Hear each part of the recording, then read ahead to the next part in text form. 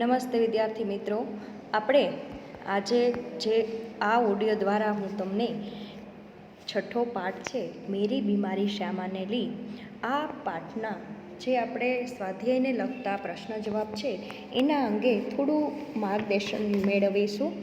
આ પાઠમાં પહેલો પ્રશ્ન છે, એક એક વાક્યમાં ઉત્તર લખો. એટલે एक एक वाक्य में उत्तर दीजिए. एमा पहलू है, सामान्यतः लेखक को कौन कौन सी बीमारियाँ रहती थी.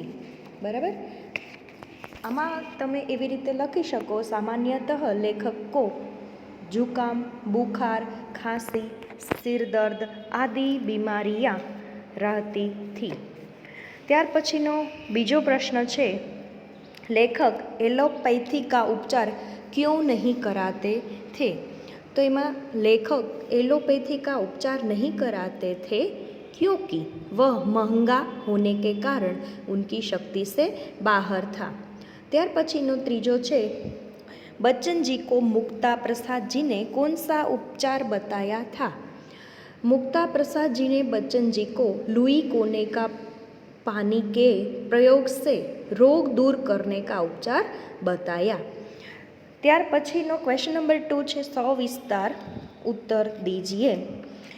एमा नंबर 1, लेखक बीमारी में भी क्यों काम करते थे. लेखक की आर्थिक स्थिति अच्छी नहीं थी. घर का खर्च निकालने के लिए वे स्कूल में पढ़ाते थे और ट्यूशन कराते थे. आराम करने से वे ये दोनों काम नहीं कर सकते थे. बिना आदमी के घर कैसे चलता. छोटे भाई शालिग्राम की आमदनी भी अधिक नहीं थी. महंगी दवाएं भी उनके लिए सिर दर्द थी. इसलिए मजबूरी में बच्चन जी बीमारी में भी काम करते थे.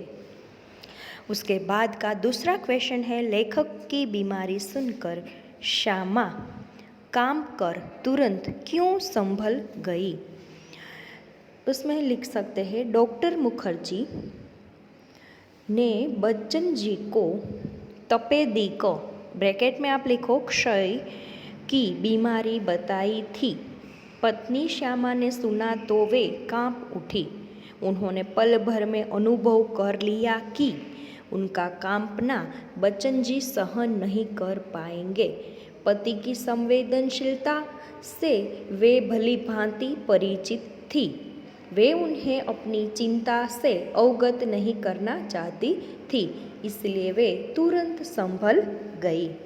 उसके बाद का तीसरा क्वेश्चन है, लेखक को ऐसा क्यों लगा कि उन्हें श्यामा के लिए जीने का संघर्ष करना चाहिए. इसमें बीमारी में लेखक को कर्ज चुकाने की चिंता खाए जा रही थी. उन्होंने अपने आप को मरने के लिए छोड़ दिया था, लेकिन तभी उन्हें श्यामा का ख्याल आया.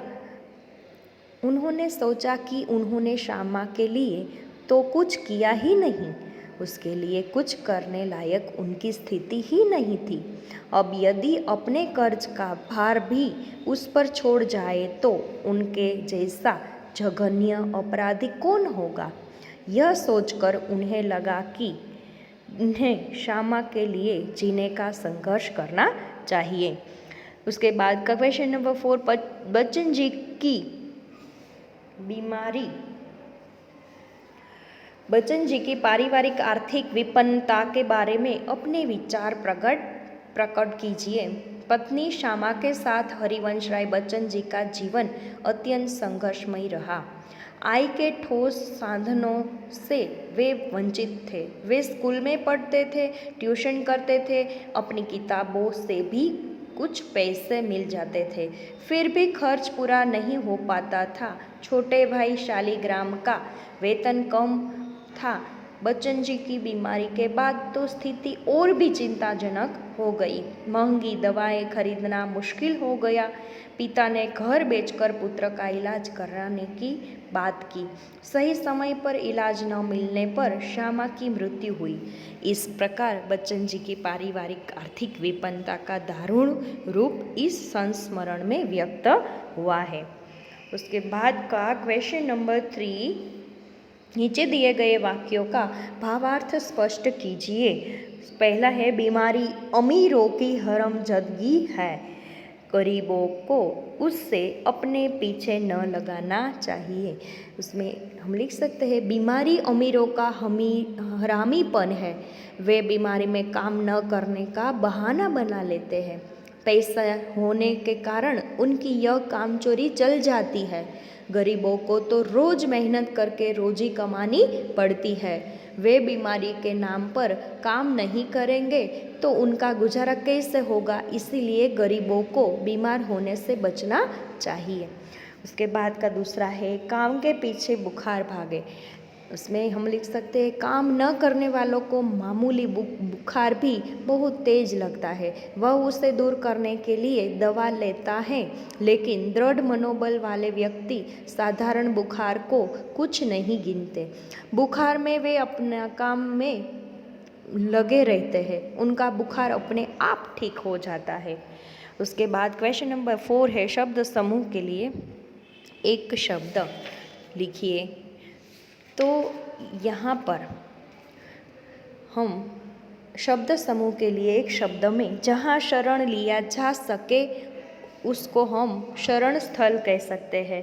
दूसरा है 100 बरस जीने का आशीर्वाद, तो उसको हम शतायु भव कह सकते हैं।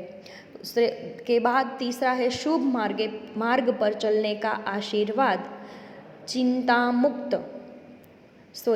शुभ मार्ग पर चलने वाला स्वस्ति पंथा। विरोधी शब्द लिखिए। क्वेश्चन नंबर 5 चिकना, तो खुरदरा, चिकना खुरदरा। दूसरा है मधु कटु। तीसरा है कलेश शांति। विमुक्त बद्ध। तो इस तरह से आपको यहाँ तक ये क्वेश्चन आंसर लिखना है।